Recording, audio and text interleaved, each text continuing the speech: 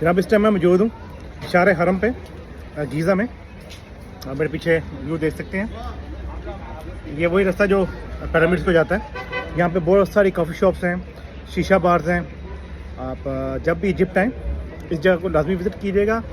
और जब भी गीज़ा में आए विज़िट करने के बाद जाके सोइए ना करें अपना होटल में। कोशिश किया करें कि शाम को बाहर निकलें, कॉफ़ी वगैरह पिएँ, थोड़ा बहुत एंजॉयमेंट करें, लोकल लाइफ को एंजॉय करें। यहाँ पे देखिए सेम पाकिस्तान की तरह गाड़ियाँ चल रही हैं, सेम लोग जा रहे हैं आ रहे हैं। बड़ी मज़े की जगह ये।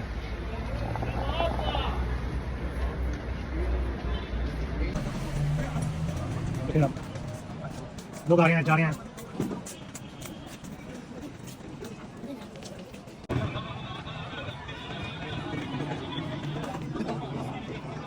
What do you want to Good?